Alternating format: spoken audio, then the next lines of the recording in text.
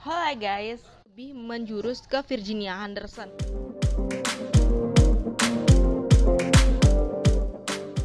Hai guys, welcome back to my YouTube channel Dayu Anggun. Agak nggak semangat karena hari ini emang lagi nggak mood aja, cuman pengen kasih tahu kalian tentang salah satu berita terbesar itu ada COVID-19, yang mana kalian harus stay at home ya, dan jangan lupa untuk terus berdoa, terus semangat, karena aku yakin ini semua pasti bakal berlalu. Terus juga kalian harus rajin-rajin cuci tangan, rajin-rajin membersihkan diri seperti mandi, keramas dan lain-lain. Terus habis itu kalian juga harus rajin-rajin menyemprotkan desinfektan atau larutan klorin ke benda-benda yang memang kalian sering pegang, ke benda-benda yang sering kalian pegang gitu. Dan setelah kalian menyemprotkan desinfektan itu atau larutan klorin, jangan lupa untuk mencuci tangan kembali itu. Hari ini aku pengen sharing informasi seputar pembuatan diagnosa keperawatan. Ini adalah requestan sejuta umat anak keperawatan. Aku tahu proses keperawatan itu susah gampang gitu kan. Untuk yang bisa pasti bilang gampang gitu, untuk yang pemula gitu, yang baru belajar itu pasti akan mengatakan ini susah gitu.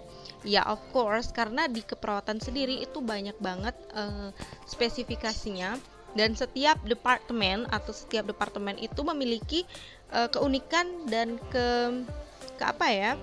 ciri khasnya sendiri gitu. Jadi misal nih di keperawatan jiwa gitu kan, diagnosanya beda, diagnosanya tuh tunggal. Jadi nggak ada yang berhubungan dengan apa, jadi dia diagnosa tunggal aja gitu, diagnosanya satu aja gitu. Terus kalau maternitas mungkin yang lain masih sama, cuman dia memang ada khas-khasnya gitu loh. Kalau di bencana atau di gawat darurat gitu misalnya udah pasti yang dikaji apa gitu kan. Nanti next episode aku bakal buat video tentang pengkajian keperawatan. Jadi kalian jangan khawatir, aku bakal ulik-ulik semua tentang pengkajian keperawatan. Jadi untuk yang pemula sabar dulu ya, pengkajian emang agak susah. Cuman untuk kalian pasti akan dianjurkan atau diajarkan untuk KDM dulu, atau keperawatan dasar atau kebutuhan dasar manusia gitu. Jadi kebutuhan dasar manusia itu biasanya lebih menjurus ke Virginia Henderson yang 14 kebutuhan dasar. Di sana pasti kalian akan diberikan form sebelum sebelum sakit dan setelah sakit gitu. Maksudnya setelah sakit saat kalian pengkajian gitu kan. Nah, untuk melihat perbedaan dan ketimpangan itulah kalian akhirnya diberikan analisa data untuk merumuskan merumuskan masalah keperawatan dulu. Jadi masalah keperawatan itu yang kayak bersihan jalan nafas tidak efektif. Terus masalahnya itu juga seperti gangguan pola nafas, terus intoleransi aktivitas. Nah, itu sebuah masalah keperawatan. Tapi masalah keperawatan di analisa data bukan merupakan diagnosa. Kenapa? Ya karena kalau diagnosa keperawatan itu lengkap. Terdiri dari masalah keperawatan, berhubungan dengan atau etiologi atau et causa, apa yang menyebabkan itu. Terus tandai dengan atau DSDO-nya, apa yang menjadi gejalanya, apa yang menjadi keluhannya, baik dari subjektif atau yang dikatakan oleh pasien, ataupun yang memang itu tuh dari kita sendiri, maksudnya dari pengkajian kita, dari apa yang kita lihat gitu, bahwa kalau misalnya pasiennya sesak, oh emang bener pasiennya sesak, ya udah berapa RR-nya, berapa respirasi rate-nya. Mungkin kalian pasti kan pasti kan kalian sering mendengar RR. Nah, itu dia pentingnya kita mengetahui RR normalnya berapa. Jika lebih dari itu ya sudah, berarti itu sudah masuk ke DO ya.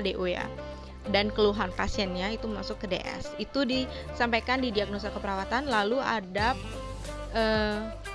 akibat bila tidak ditanggulangi, itu pasti ada di diagnosa. Jadi PES itu wajib ada di diagnosa keperawatan, ditambah dengan itu si akibat bila tidak ditanggulangi, itu yang menjadi pakem di diagnosa. Sedangkan Kalau diagnosa-diagnosa seperti di masing-masing departemen mungkin nanti kalian akan belajar itu, tapi secara umum itu adalah PES. P adalah problem, E adalah etiologi, dan S adalah symptom. Tapi kalian nggak bisa nulis di laporan itu P adalah ini, E adalah ini, S adalah ini. Bukan. Jadi yang kalian tulis itu adalah masalah keperawatan ditandai dengan atau et causa apa yang ada di kalian buka aja buku Nanda boleh, SDKI boleh. Jadi kalau misalnya kalian masih bingung tentang penggunaan buku SDKI, Siki, dan SLKI, kalian bisa buka video aku sebelumnya, free. Nah, ketika kalian udah tahu itu apa yang menjadi kausanya, apa menjadi sebuah penyebabnya, nah barulah kalian menuliskan ditandai dengan. Jadi ditandai dengan itu udah masuk ke DSDU-nya. Apapun yang menjadi keluhan pasien, apapun yang menjadi hasil observasi kita cantumin semua di sana. Dan yang terakhir adalah akibat bila tidak ditanggulangi. Ini berdasarkan evidence base dari penyakit itu sendiri. Jadi kalian kan harus buat LP dulu kan. Nah, rata-rata yang ada di LP juga kayak gitu, sama dengan apa yang ada di ASKEP gitu. Jadi LP itu atau laporan pendahuluan itu akan menjadi pegangan kita ketika kita membuat ASKEP. Dan di ASKEP kita tinggal mengimplementasikan apa intervensi yang memang pas dan cocok dalam keadaan pasien itu. Gitu teman-teman. Di next video aku bakal bahas tentang pengkajian KDM. Jadi kalian jangan kemana-mana, tungguin aku di video selanjutnya.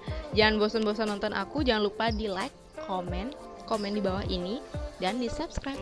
Semoga ini bermanfaat. Jangan lupa di share ke teman-teman kalian kalau emang ini informasi yang bermanfaat.